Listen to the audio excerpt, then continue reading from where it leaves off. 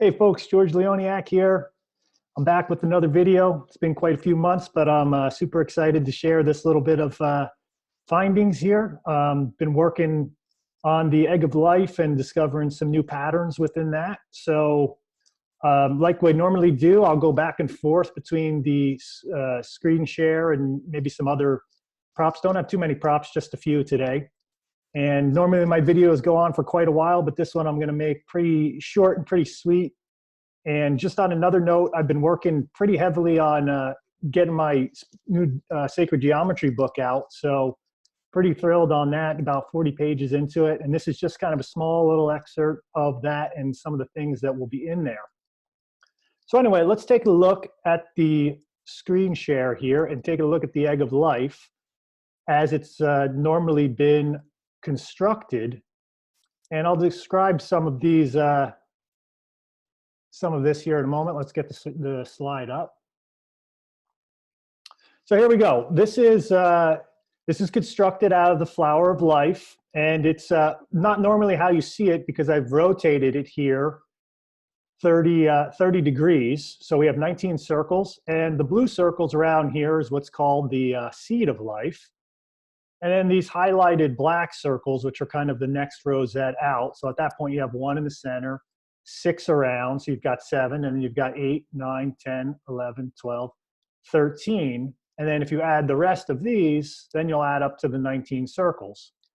And in sacred geometry, normally the, I guess the way it's been presented by some authors and researchers of this material is that if you take these black circles that I'm showing here, and you draw a cube in a kind of hexagonal appearance, like you see here, this would be a cube as if you're looking at it straight down from the vertice at the top. So that hexagon creates a cube. And this took a few months for me to kind of figure out, but it's really quite simple when you apply some mathematics, simple mathematics to this. And I became really curious to find out, well, how big is that cube? And one way that we can do that is if we're using 1-inch spheres here, because we're looking at this as a 3-dimensional object. So behind this central sphere, there would be another sphere behind it. So you'd have 7 and 8, the 8th one would be behind it, and that would be the 8 corners of a cube. So if you've got the diagonal here across the cube, so if you draw a straight line across this section here, it's a simple measurement that we could take, and that would add up to 1.5-inch diagonal with 1-inch spheres, right? So each of these little segments of these flower petals is essentially 1/2 inch. Now, we can now determine what the edge length of this cube is by doing, simple mathematics, because this, in a 1-inch cube should be, a 1-inch cube should be √2, okay? So that should be the calculation that you get there, and that value is 1.414. Because it's an irrational number, the digits just keep going on, like phi ratio has a, or pi, those digits just keep going on and on and on. So, the geometry and the mathematics are linked, and what I was discovering is that if you want to create an edge length here that has a consistent value, you have to really focus on what size spheres that you're going to use to create the egg of life. So these spheres, they have to be a certain size in order to get this measurement to be whatever you want it to be. In this case, it's 1.5. But here's the main point that I'll be making. Let me just zoom out a little bit. So if we take that 1.5 diagonal, and that would be the diagonal of the cube right here. Let me just draw a line in so you can show you that. So that, oops, we'll do it on the small square here in the middle. That right there is the 1.5-inch diagonal.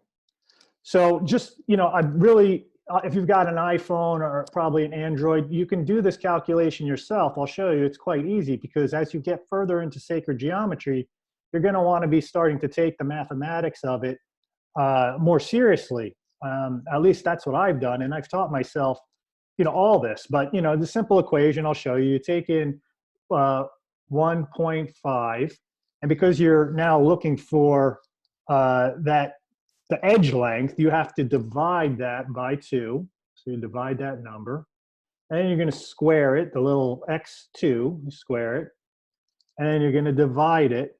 Hold on, I've done this so many times I'm forgetting now. We got to 1.5 divide by 2 squared times 2, that's the next part, times 2, and then root 2. Then you hit the little funny root 2 symbol with the x and the little 2. It's usually right behind the squared. And now that gives you your value, which is 1.060660. So that then, with these spheres here, provides the distance between the spheres.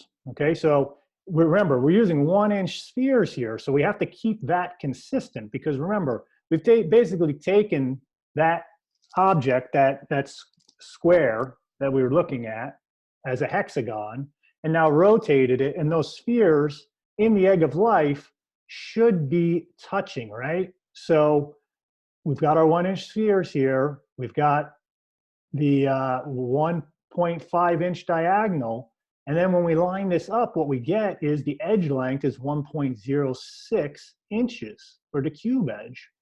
So when we look at that, all of a sudden, those spheres are not touching, right? So typically in the egg of life, those spheres, as it's drawn in sacred geometry, are meant to be touching each other, okay? And that is essentially what I see as a kind of a problem with using these spheres here to represent spheres that are touching. So this is a kind of correction in my mind to the egg of life, and I'd love other people to take a look at this, and especially people who are into this, with the mathematics and the geometry, to just consider the possibility that what we're calling the egg of life might not necessarily be true. I've discovered that it's part of another structure, but at this point, I'm just going to focus on the cube of what those spheres are showing you. So this simple mathematical equation shows you that they're not touching. So the next part of this is then, what it should look like. What they're saying it should look like is that it should look like this over here on the right, meaning that just like I did the equation before, we'll take the 1-inch cube, and this one you can just type in, forget the calculator. Anyway, you know what? You'll have to figure out those equations. My calculator just shut off there. This 1-inch cube, 1 by 1 cube, will give you this root 2 1.414 diagonal here. And that should be what this diagonal should be here, because these are 1-inch spheres. So 1-inch sphere, 1-inch sphere, 1 inch between each of the center points. And then if you take this calculation here, it should be root 2. So basically what I'm saying is this measurement here for this design of the egg of life appears to not be correct. So what then the question is well, what is it? Like where is actually the egg of life? How do we draw the flower of life, basically, or the flower of life pattern with the 19 circles? How do we draw it in a way that does give us 1-inch spheres that are touching, like this diagram up above here in the top right? How do we do that? Well, I discovered, through a lot of trial and error, but it comes down to just the mathematics again, that all you need to do is use an irrational number. It's root 6 divided by 1.5. And if you draw all your spheres of this dimension, 1.63299, it keeps going. So if you were to draw this, you'd have to just, imprecisely maybe be close to 1.63 if you're using a compass and a ruler. But then if you do that and you draw just the seed of life, okay? So we're not even focused anymore on these here. We're just in the seed of life, which is these blue circles. okay? So the next slide will show you that a little bit more clearly, but we're just drawing the one circle in the center, 6 more around it, and then with this dimension of the vesica Pisces that's being created by those, will give you a 1.414 diagonal, which is root 2. So now we know that that diagonal, let me zoom in, that diagonal right here, let's take our little measuring stick, diagonal right here, going across is root 2.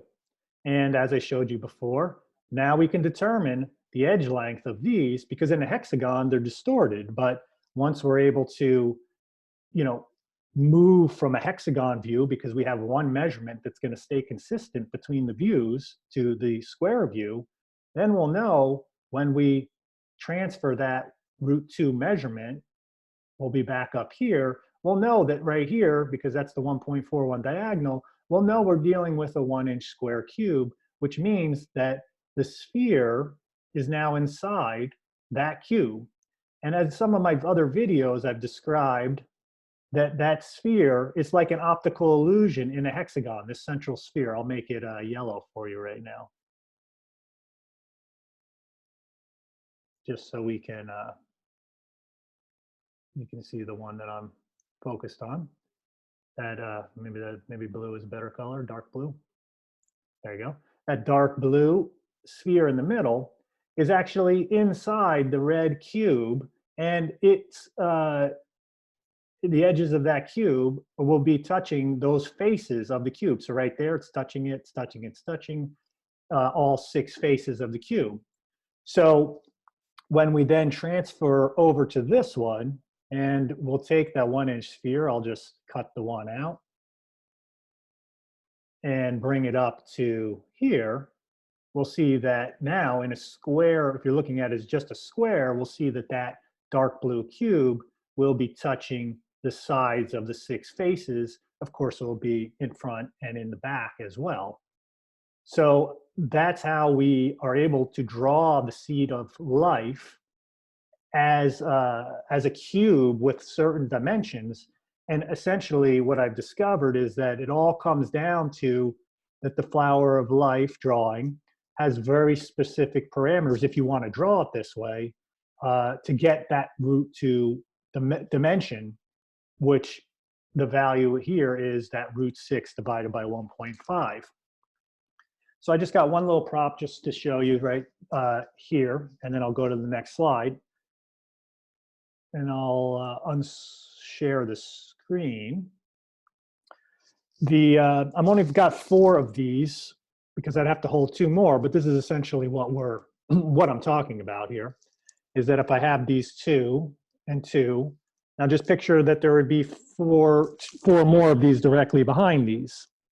So that's what we're looking at. If we took the diagonal from the center of these and go across, that would be the root 2 measurement from a yellow ball to the upper right ball here to the lower corner of the left one. That's the root 2, and the square would be inside it.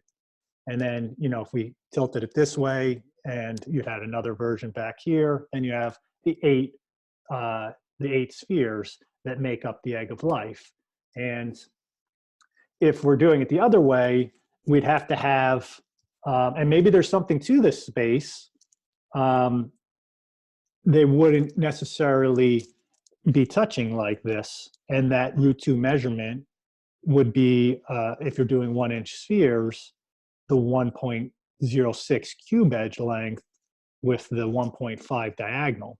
So, but in the way it's been drawn in all the textbooks in sacred geometry, when they do egg of life in the square view, those spheres are touching like this. And so I believe this is a important correction once we apply these, you know, pretty simple mathematics to look at this. I have one more slide here for you, and then we'll call it a wrap, I think, on this. So I just want to take out a lot of all these measurements on this one and just show the basic difference here without it getting too confusing.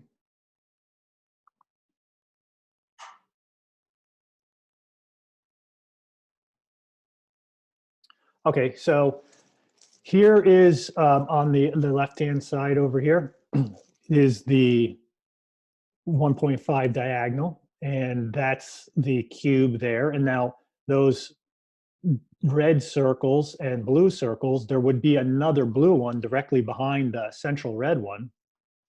That's where the those are those 8 spheres touching.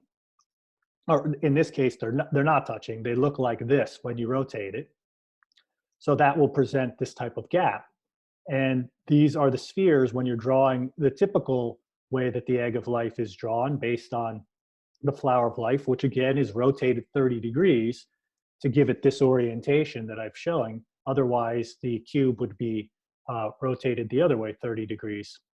And I can show you, how that would look here very quickly by just going back to 0.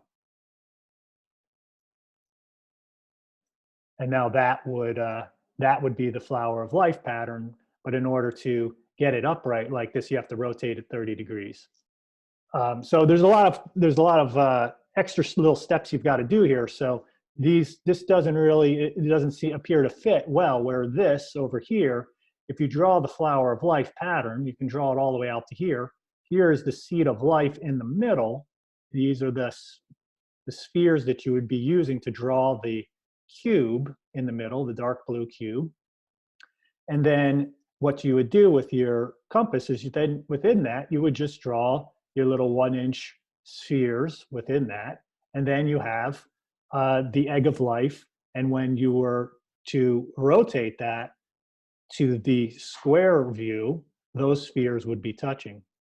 So essentially what this all comes down to is that the egg of life, as it's been drawn in many, many books and discussed, is actually spheres that aren't touching, and that if we want those spheres to be touching, because it's important for part of our creation story, then in terms of the way sacred geometry describes it, then we want to draw it with those 1.63-inch circles so we can put the appropriate size spheres in that. And then the egg of life will actually be contained within the seed of life drawing.